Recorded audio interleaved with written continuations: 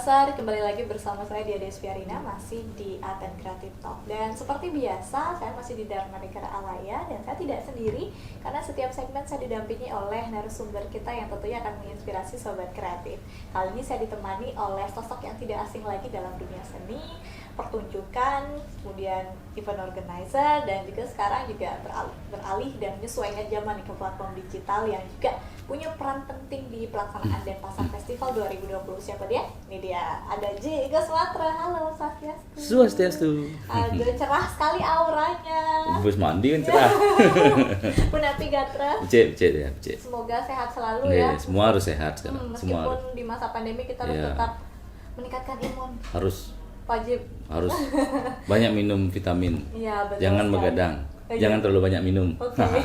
Siap. Terus apa saja kesibukannya akhir-akhir ini nih? Bisa diceritakan ke sobat kreatif? Kesibukan sebenarnya seharusnya kalau tidak pandemik ini banyak festival yang harus kita lewati. Betul. Dari keterlibatan kami di Pesta Kesenian Bali, itu kan udah pasti postpone. Ada di Denpasar Sunfest juga, Agustus juga postpone. Nah, kegelisahan kami dengan banyaknya postpone event-event yang memang direct offline seperti festival-festival yang berbasiskan masyarakat itu membuat saya harus berbuat sesuatu untuk mencari alternatif, untuk mencari jalan keluar dan menciptakan sebuah mekanisme baru dalam berbagi di bidang showbiz ini. Nah, akhirnya di era pandemik ini terpaksa saya harus menjadi host juga, kan? Dibilang podcast ya podcast, dibilang dia talk show menampilkan audio visual juga, jadi kita beri nama platform itu MCast. Nah, lewat media MCast itulah kami berangkat mengakomodir semua persembahan, semua karya teman-teman yang bisa kita bagi lewat platform digital. Oke, berarti untuk adaptasi juga ya? Adaptasi sangat penting di era ini, karena kan kita sudah menjaga imun tubuh, kita sudah social distancing dan lain-lain, memakai masker. Cuman kita tidak mau mati di sisi kreativitas. Begitu kita padam di dalam berkreativitas, that's it sudah. Ya, udah nggak ada harapan lagi. Ya, hari ini memang kita dihadapkan sesuatu yang sangat sulit karena ini sudah di blow up demikian besar dan berbagai macam aturan sudah berjalan. Ya, bagi kami virtual ataupun online itulah salah satu metode yang bisa menyelamatkan kita sementara. Walaupun nanti kalau sudah normal, platform ini masih bisa tetap jalan. Karena ada pilihan offline dan online. Jika orang yang tidak mau keluar, dia bisa nonton online. Kalau dia mau offline, dia langsung datang ke lokasinya. Untuk sementara kan kita masih fokus di online saja. Ini berbagai kegiatan yang kita selenggarakan lewat media MCast yang saya buat itu. Kebetulan kami menyodorkan konsep proyek ke Kementerian Pariwisata, bagaimana kita bisa mempromosikan pariwisata di Bali yang sedang tidur. Semua sih tidur sekarang. Semua terdampak ya. Tapi waktu itu saya berpikir gimana caranya. Kebetulan saya memang background saya pariwisata, ada usaha keluarga di pariwisata. Ini semua sedang terdampak, sedang tidur. Di satu sisi saya juga di bidang showbiz, saya memproduseri, saya berbuat di festival. Bagaimana saya mengcombine ini, akhirnya keluarlah sebuah konsep namanya Bali Life on Nature. Bali Life on Nature ini saya tawarkan ke Kementerian Pariwisata. Intinya saya ada konsep yang saya bisa eksekusi dengan asumsi, dengan harapan bahwa konten ini bisa bermanfaat right now, right here, atau in the future. Jadi sekarang ini bisa menjadi sebuah stimulasi untuk orang bisa datang dengan melihat tayangan itu, mereka ingat Bali lagi, ingat Indonesia lagi, dan yang dulunya tidak memplanning Bali, iya loh ada Bali. Nah, disitulah konsep. Iya, ya? Jadi Live on Nature itu kami menampilkan musisi, seniman, kita live tap di tempat wisata alternatif. Kenapa kita katakan wisata alternatif? Memang tidak terlalu populer mainstream, cuman ini menjadi sebuah esensi pariwisata di Bali. Contoh di Pemutaran kami mengembangkan terumbu karang yang terbesar di dunia, konservasi terumbu karang. Kami lakukan di situ. Ada teman-teman dari Bali Blues Brothers, ada Ocha, ada Gus Teja, kami tampilkan di sana. Itu kita tayangkan di YouTube, dan Kementerian Pariwisata pun menayangkan. Terus episode kedua kita bikin di Taman Ayun. Kenapa Taman Ayun? Karena Taman Ayun ditetapkan sebagai World Heritage Site oleh UNESCO. Nah, kita buat di sana, Ayu Laksmi tampil di sana. Nah, baru sampai yang ketiga kita buat di Taman Ujung, Karangasem. Nah, itu baru sampai. Memperkenalkan objek-objek wisata juga. Ya, refresh, merecharge ingatan orang, terutama wisatawan internasional. Ini loh, habis pandemik ini normal, saya harus datang nih. Itu konsep Bali Life on Nature itu tercipta dalam kondisi ini. Dan kita pun melakukan syuting dengan membawa perangkat, alat band dan sebagainya, tetap dengan protokol.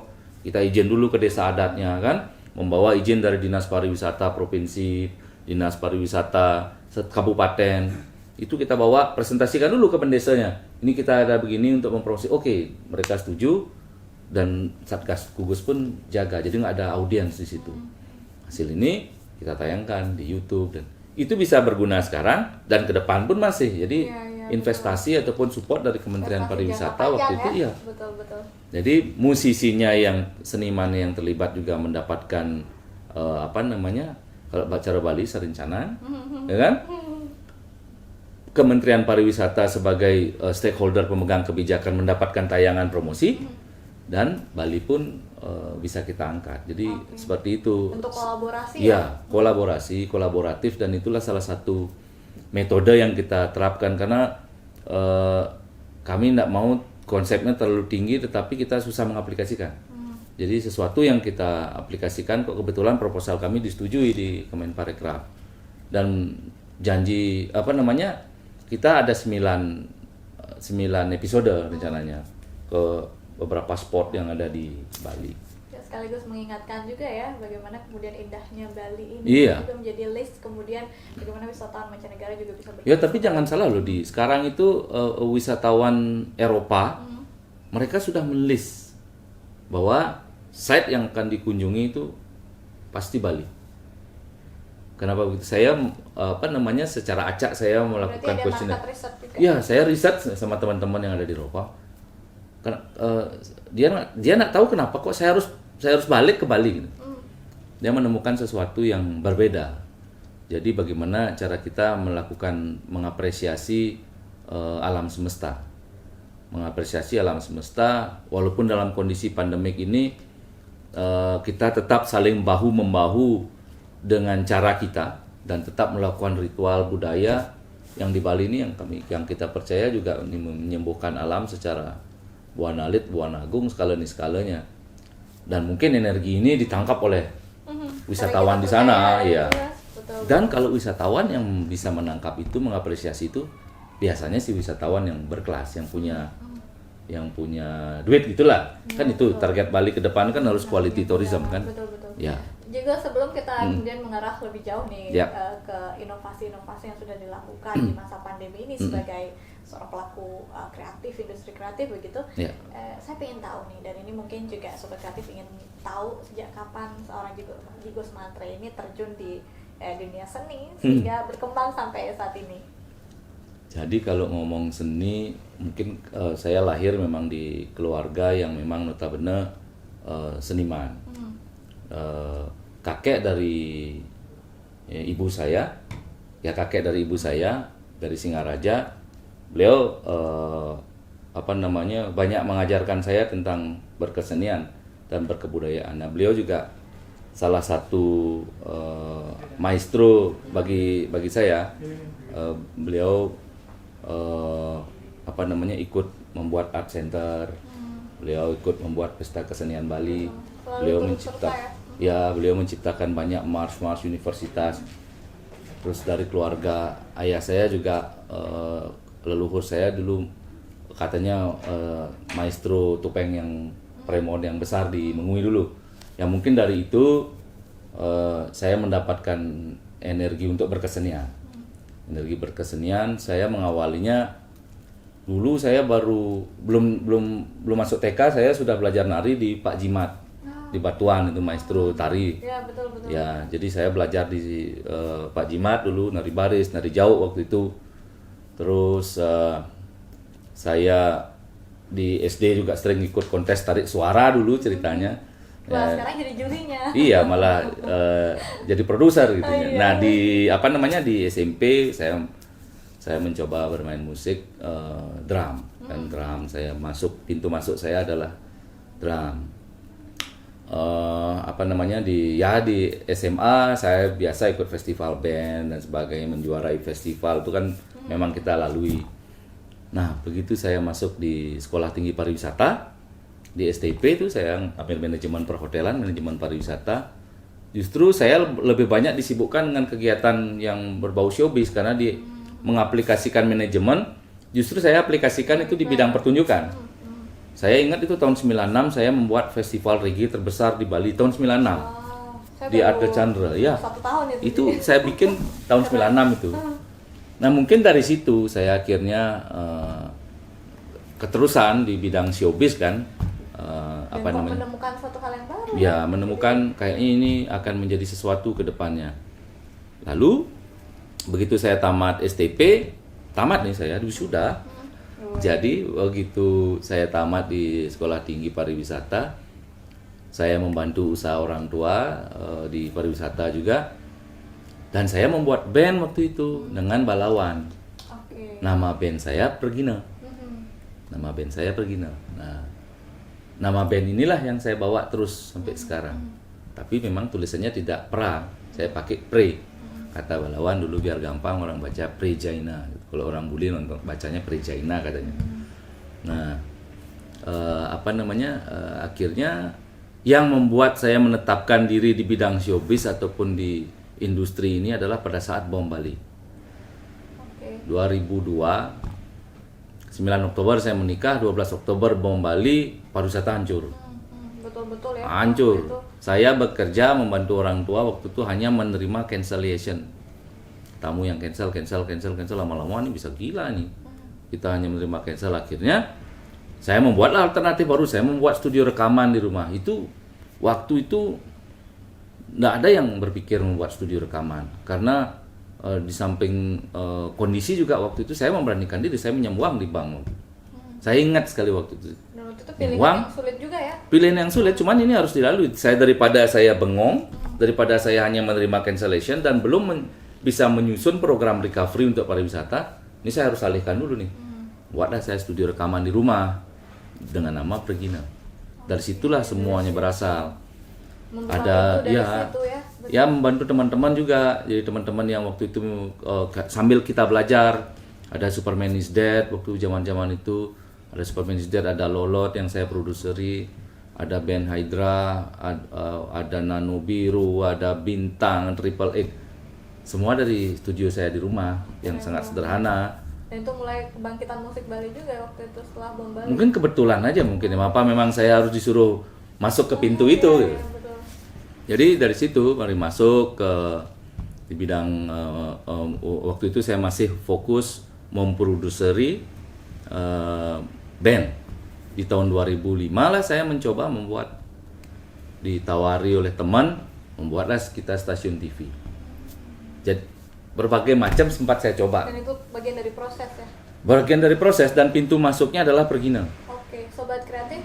Ini kalau kita berbicara dengan Jigo Sumatera, ternyata banyak orang yang mungkin hanya melihat hasilnya saja. Jadi itulah bagian dari proses Ya, sampai berproses. akhirnya menjadi seperti hari ini ya dengan berbagai inovasinya. Jadi buat sobat kreatif di rumah yang menonton ya, jadi betul-betul bagaimana kemudian anak-anak muda mampu menghargai sebuah proses sehingga nantinya kita bisa menikmati hasilnya. Nah, Jigos kita sambung lagi nih dengan cerita panjang tadi prosesnya sampai akhirnya bangkit dan dengan beragam inovasi seperti hari ini. Jadi tidak hanya sebagai produser tapi juga banyak sekali kegiatan-kegiatan lain nih, termasuk kolaborasi dengan pemerintah juga. Betul. Mungkin bisa diceritakan ke sobat kreatif. Untuk terutama dengan pemerintah Kota Denpasar, saya kebetulan banyak juga berkolaborasi dengan kebetulan pimpinan Pak Wali Kota. Ide-ide beliau sangat liar. Sangat liar kalau kita berdiskusi, apa namanya, idenya banyak sekali. Imajinatif ya. Dan kita juga kadang-kadang ikut liar gitu. Wah, ini yang mana? Jadi kadang-kadang kita berdiskusi tentang apa yang ada di otak itu, akhirnya sampai mungkin menemukan beberapa clue yang memang harus mengerucut gitu. Nah, contohnya kemarin ada apa namanya sebuah konferensi yang OWHC. Jadi ya World Heritage Cities. Betul, World Heritage Cities itu ya itu sangat sangat menarik bagi saya. Saya kebetulan dipercaya untuk apa mengawal proyek itu, bertemu dengan apa namanya berbagai networking cities yang memang concern terhadap heritage, dan saya belajar banyak bagaimana. Kebetulan juga bidangnya pariwisata. Iya, jadi memang kebetulan saya basic saya pariwisata. Saya sharing dengan mereka, dengan wali kota, dengan tim ahli mereka. Saya ngobrol, kekuatan kita apa, kekuatan mereka apa, ketemu nggak ini gitu. Jadi basicnya adalah heritage adalah hal utama di setiap pemukiman ataupun kota yang membuat sebuah kota itu berwarna dengan basic pusaka. Nah, pusaka inilah di-blend oleh Pak Wali Kota dari sisi kreatifnya. Jadi kreativitas tanpa menghilangkan unsur pusakanya, heritage-nya, legacy-nya. Ini yang membuat saya senang berkolaborasi dengan beliau. Jadi beliau punya pikiran seperti itu. Kami pun dari generasi lapis 2 juga punya pikiran seperti itu. Bagaimana kita bisa berkreativitas tanpa menghilangkan identitas. Artinya pusakanya ada, kita kemas lagi lebih apik lagi, dan ada value added, nilai tambahnya. Ini bisa berkompetisi secara global. Oke. Dan tentunya dengan bantuan percepatan teknologi ya. Betul, teknologi sangat membantu. Contohnya waktu OWHC itu kan memang beberapa negara ada yang tidak hadir. Ya, betul. Ya, kita melangsungkan konferensi, kita gelar dengan live streaming. Jadi kita kirim ke sana. Waktu itu memang masih pakai platform YouTube. Zoom belum terlalu ngetren waktu itu, karena waktu itu kan masih normal kan. Betul. Zoom kan trennya pada saat pandemik. Waktu itu kita masih pakai YouTube. Wartawan mereka menyaksikan, langsung membuat semacam membuat press conference. Dengan dari balik layar itu mereka sudah melihat, ini Bali indah sekali, karena kita kita kemas openingnya, sampai jalannya conference, semua berkebudayaan. Betul. Tidak serta-merta hanya seminar yang kaku gitu. Jadi semuanya kita jarit dengan kreativitas berkebudayaan tanpa menghilangkan sisi pusakanya. Wah, mantap ini. Tuh. Jadi tadi kalau kita bicara sudah lihat hasilnya ya, baik itu acara lokal, nasional maupun internasional sudah dilibas habis sama juga masih belajar saya. Tapi saya ingin tahu, dan mungkin Ajik bersedia untuk sharing sama sobat kreatif, karena di balik hasil yang kemudian luar biasa sudah diapresiasi banyak orang, pasti ada sebuah proses yang sulit nih gitu kan, dan di balik layar yang sebenarnya belum pernah nih di sharing. Nah, untuk sobat kreatif nanti yang mau bergelut di dunia event atau pertunjukan mungkin bisa belajar nih dari kesulitan apa sih yang sebenarnya ada di balik layar, di balik kemegahan acara itu. Kesulitannya terutama nah kebetulan saja event-event yang kita bikin atau program-program yang kita bikin itu adalah sesuatu yang bersifat genuine. Genuine itu asli buatan kita. Jadi saya memang sangat jarang sekali menjalankan ide konsep punyanya orang. Oke, itu saya berarti original itu yang penting ya. Oke. Jadi seperti festival yang saya selenggarakan, ya memang festival yang milik saya, gitu. Milik tim. Contoh ada Bali Blues Festival, itu memang kita yang meng-create dari nol, sampai bagaimana caranya mencari uang, bagaimana bekerja sama dengan institusi, baik itu pemerintah, memang genuine kita yang berarti punya. Prosesnya dari kemudian merancang karyanya, Merancang. siapa yang diajak bekerja Ya, sama, betul. Merancang, membuat konsep, dan dengan feeling untuk meyakinkan diri bahwa ini bisa jalan. Kita betul-betul ingin menciptakan sebuah energi bahwa apa yang kita cita-citakan itu pasti jalan dengan niat yang positif, dan yang paling penting bagi saya adalah fokus. Okay, that's the point. Fokus ya, benar. Kalau terlalu banyak, jadi fokus lah yang paling penting. Kalau kemudian kita bicara bicara pagelaran lagi nih. Jadi kan sudah banyak sekali menyukseskan beragam acara ya. Tapi ada nggak sih kejadian unik atau kejadian lucu yang juga sampai sekarang itu nggak pernah lupa di salah satu acara gitu yang pernah digelar? Oh ada nih. Apa tuh? Ada nih. Ceritakan, menarik nih. Ini memang agak ini apa namanya konyol ini. Ya. Saya pernah menghandle eventnya presiden itu di Westin. Itu waktu itu masih Bapak SBY, Bapak Presiden. Ini kan kita tim produksi semua siap nih, semua siap. Nah, tiba-tiba ada dari pasukan Pas Pampres pengamanan ya. switch ke genset, gitu. Switch dari ini ke genset, dites dulu. Gitu. Akhirnya switch lah ke genset. Oke, aman, kembali ke elektrik, aman.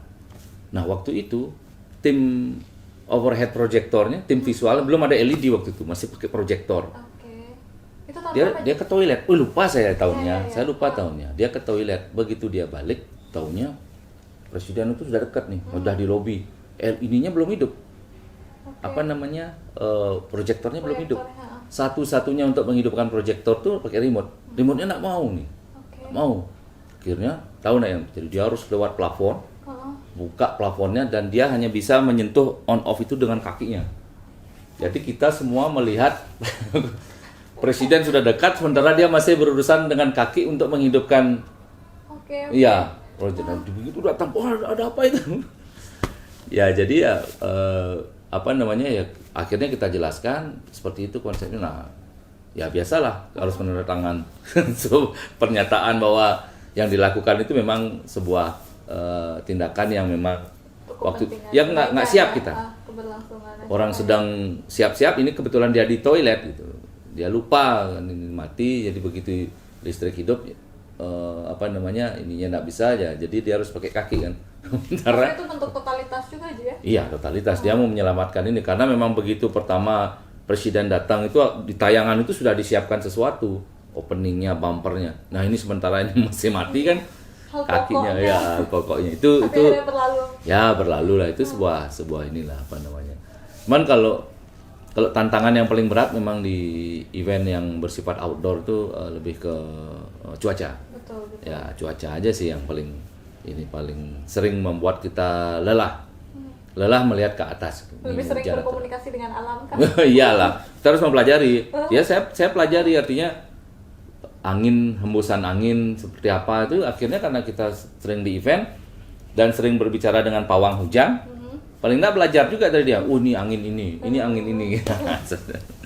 Jadi ada ilmu.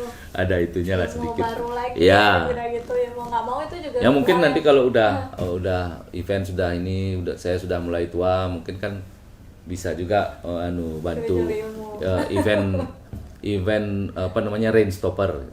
Tapi bukan saya rain stoppernya, saya yang mencarikan pawang hujannya. Nanti Caca juga tadi beralih profesi. Ya sobat kreatif itu dia ya. Jadi kalau kita ini sebenarnya kalau sama Jigos Mantra ini karena kita kenal gitu ya, jadi cair sekali. Tapi saya juga pertama kali melihat beliau bercerita bahwa perjalanan karirnya ternyata seperti ini gitu ya. Nah menarik sekali untuk diulas. Nah Jigos di studio nih ya sebenarnya hadir sosok istimewa nih. Jadi nanti kita akan tanya-tanya seberapa besar sih apa namanya, kan katanya kalau laki-laki sukses tuh ada di baliknya ada perempuan hebat. Nah, seberapa besar nih peran istri tercinta dalam perjalanan seorang Jigos Mantra? Yeah. Jadi kalau saya dengan istri, memang istri saya betul-betul mensupport apa yang saya lakukan. Jadi dia pun tahu dari awal perjalanan saya, karena kita pacaran cukup lama ya, dia tahu bidang saya apa. Memang saya totalnya di berkesenian, berkebudayaan. Kita juga tamat di sekolah tinggi yang sama. Kita basicnya sama-sama di perhotelan. Dan kita juga mengalami begitu kita menikah langsung ada bom. Memulainya dengan bom Bali 12 Oktober ya. Jadi di situ kita sudah komit apapun ini yang kita harus jalani. Hidup ini penuh dengan tantangan, naik turun, kita harus bisa beradaptasi. Ya inilah hidup. Semua harus ada jalan keluar, semua harus ada harus kreatif kita memikirkan jalan keluar. Seperti apa yang disampaikan oleh Bapak Wali Kota dalam menetapkan Denpasar Festival ini kan Siwanataraja, Sang Siwanataraja, yang menurut beliau bahwa jika kita mengusung tematik logo Siwanataraja bahwa kita akan mendapatkan sebuah energi untuk berkreativitas. Dalam artian kita ini dalam keadaan sulit, dengan mengusung beliau, energi beliau, mudah-mudahan kita bisa cepat terbebas dari ini. Nah, demikian juga hidup berdampingan dengan istri yang dari awal memang sangat mengerti apa yang saya lakukan. Terkadang kan di dunia seperti ini kan, apalagi di dunia showbiz ini tidak bisa kita bilang bahwa kita bekerja kita langsung dapat hasil. Kalau kita ngomong festival, beberapa festival saya berlangsung sudah anggap seperti Bali Blues Festival itu sampai tahun kelima. Itu tahun pertama, tahun kedua, tahun ketiga itu belum ada dananya gitu lah. Karena kita harus mendevelop dulu, kita harus berinvestasi dulu. Belum lagi waktu ya. Berbicara tentang festival itu adalah sesuatu yang long term. Nah, sekarang hasilnya, mungkin ke depan. Mudah-mudahan gitu. Jadi bagi saya istri sangat mensupport sekali dan anak-anak juga. Dan mereka paham dengan apa yang saya kerjakan. Kadang-kadang kalau berpikir begitu kita pada saat saya capek itu, saya berpikir kalau kita kerja di pariwisata aja mungkin lebih tidak terlalu capek. Cuman tidak dapat, passion saya bukan untuk men-serve orang. Saya bukan tipe men-serve orang, tapi saya bagaimana ingin membuat sesuatu ini bermanfaat bagi banyak orang. Itu ini saya. Bermanfaat untuk banyak orang. Tentunya ini juga harapan semua orang ya, ketika bekerja sesuai dengan passionnya, kemudian apa yang dilakukan bisa bermanfaat untuk banyak orang. Ada nggak sih kesenangan tersendiri nih, misalnya ingat ini event berjalan lancar, kemudian selain kelancarannya juga kebermanfaatnya itu memberikan dampak yang luar biasa besar untuk masyarakat, yang paling aja ingat? Yang paling saya ingat adalah event kami di Pemutaran. Di Pemutaran itu kan kebetulan ayah saya memulai usahanya di pariwisata itu di daerah Bali Barat, namanya Desa Pemutaran. Jadi begitu kita di tahun 2015 kita memulai sebuah festival namanya Pemutaran Bay Festival. Bagaimana kita mengangkat potensi konservasi laut, ya, konservasi laut yang ada di Pemutaran, karena itu merupakan yang kita buat itu adalah konservasi terumbu karang terbesar di dunia yang ada di Pemutaran, dan berhasil dan sudah jalan dengan keterlibatan masyarakat. Nah, disitulah saya ingin membuat festival supaya masyarakat dunia itu mengenal apa yang terjadi di Pemutaran. Akhirnya pendekatan ke masyarakat, dan masyarakat komit untuk menjalankan festival itu, festival yang berbasiskan masyarakat, mencakup seni, budaya, dan konservasi. Itu kita langsungkan secara dalam waktu itu 5 hari.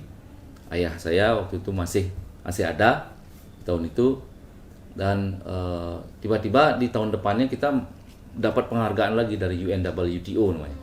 Itu sebuah organisasi pariwisata di dunia, memberikan penghargaan ke kita di Pemutaran. Nah, bagi saya di situ saya melihat keberhasilan sebuah festival. Jadi bagaimana movement masyarakat, kebersamaan masyarakat itu dituangkan dalam sebuah festival, di-share ke seantero ini, semua stakeholder terlibat, dan di-capture secara internasional. Badan-badan dunia pun melihat ini apa yang dilakukan orang ini. Jadi mereka mengapresiasinya dengan memberikan penghargaan. Dengan mendapatkan penghargaan, otomatis kita mendapatkan publikasi juga dari mereka, seperti Badan Dunia, UNWTO, UNDP, ada PATA. Jadi banyak penghargaan kita raih di Pemutaran. Memang juga itu salah satunya disupport oleh festival yang kita lakukan. Itu dia. Jadi selalu membekas ya. Iya. Terakhir nih J, sebenarnya masih banyak banget hal yang ingin kita ulas lagi dari sosok beliau ya, cuman karena kita harus berpisah karena waktu gitu. Harapan nih J, terakhir, harapan aja ke depan, baik itu sebagai seorang pelaku seni ataupun bagaimana kemudian nih ke depannya anak-anak muda kreatif harus tetap kreatif di masa pandemi. Kalau bicara masalah pandemik, kayaknya sudah tidak perlu dibicarakan lagi, karena badai pasti berlalu, kan? Badai pasti berlalu. Kita tetap jalankan apa yang memang harus dijalankan. Komitmen bersama ini harus dijalankan. Kalaupun harus berdamai, komitmennya pun juga harus bersama-sama. Itu yang pertama. Yang kedua, tetap kreatif. Kalau anak muda pasti kreatif. Anak muda masih kreatif, apalagi untuk sharing, untuk berbagi sekarang kreatif itu sangat mudah. Platform digital lah jawabannya kan. Yang paling penting juga ke depannya itu berkarya meretas batas tanpa batas. Seperti tema Denfest ini luar biasa, meretas batas itu bebas sebebas-bebasnya, cuman yang paling penting jangan kehilangan jati diri. Jangan kehilangan jati diri. Taksu genuine creativity. Tuh, di situ dia. Menarik sekali sobat kreatif, itu dia perbincangan kita bersama dengan Jikos Matre ya, dan banyak hal yang tentunya kita dapatkan bersama, tidak hanya nilai-nilai profesionalitas beliau dalam bekerja, tapi juga bagaimana pribadi seorang Jikos Matre ya. Sobat kreatif, sebelum berakhir kita akan berfoto selfie begitu dengan Jikos, karena ini jarang-jarang jumpa, jadi harus selfie dulu. Izin. Siap, oke? 1, 2, 3. Wow, terima kasih investasi waktunya 30 menit yang sangat Terima kasih. Ampura harus cepat-cepat, jangan tidak apa-apa. pulang dulu. Semoga lancar nih. Jikos juga mengabdikan diri kepada masyarakat, sekarang jadi mendesa di Angeng.